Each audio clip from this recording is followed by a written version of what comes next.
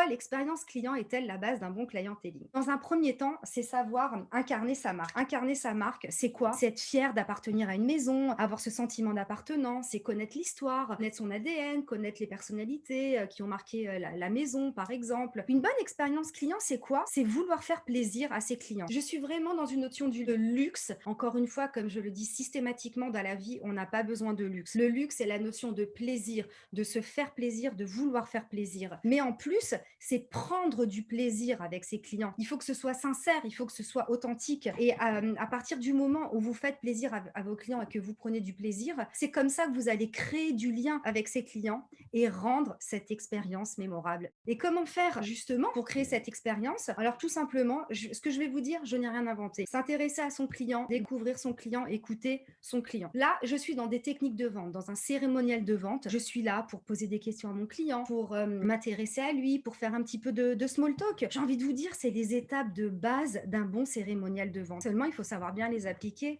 Et à partir du moment où vous êtes là, à échanger, à prendre du plaisir, partager, échanger, prendre du temps, c'est ça qui va faire toute la différence. En fait, aujourd'hui, vous avez beaucoup moins de trafic en boutique. Les personnes qui viennent chez vous aiment bien prendre leur temps. Elles veulent juste écouter. On a besoin de rapport social. De venir en boutique, aujourd'hui, c'est un vrai plaisir. Autant vous dire que quand je vais dans une maison de luxe aujourd'hui, je prends un vrai plaisir, même si j'achète pas. Mais ça va être vraiment pour échanger avec les personnes. Et c'est une relation à deux qui se crée pour pouvoir rester en lien, justement.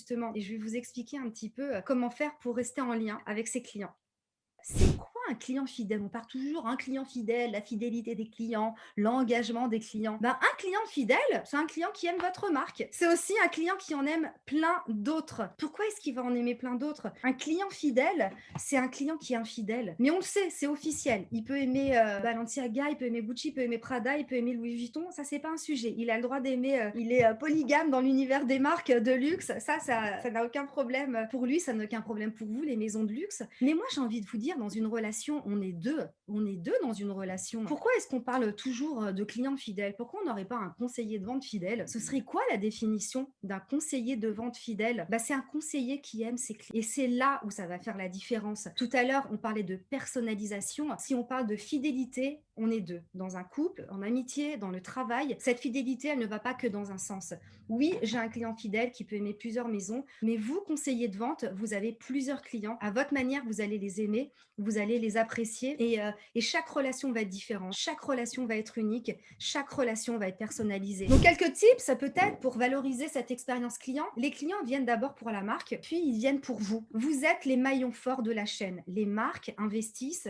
Alors, encore une fois, luxe, pas luxe, dans la banque, dans n'importe où. Les marques investissent dans de la communication, dans des événements, dans des brands d'ambassadeurs. Mais à la fin, qui vient vous voir? C'est le client. C'est le client qui vient en boutique pour voir les conseillers de vente. S'il est mal accueilli, bah c'est simple, il aura deux choix. Soit il ira chez les concurrents, ou soit il va commander en ligne. Shopping revenge ou shopping plaisir. Vos clients viennent se faire plaisir. C'est vrai qu'aujourd'hui, on a une nouvelle clientèle qui vient dans les maisons de luxe. Le panier moyen sera peut-être inférieur. Mais moi, j'ai envie de vous dire, c'est quand même grâce à eux que vous allez faire votre chiffre d'affaires, qui vont en parler, ce bouche à oreille, qui vont se prendre des selfies, qui vont bien noter les expériences qu'ils auront vécues. Et ça, c'est vraiment important. En revanche, si vous voulez rester en lien avec vos clients, prenez leurs coordonnées. Votre base de données, c'est le socle du clienteling, c'est les fondamentaux. Vous êtes les super-héros des clients. Ils viennent aujourd'hui avec plein d'espoir. Vous êtes les super-héros des clients. Choisissez les bons, choisissez vos bons super-héros. Si vous ne restez pas en contact avec vos clients, d'autres le seront. Dites-vous bien ça. Testez les nouvelles manières de vendre par vous-même et vous comprendrez. Je vous assure,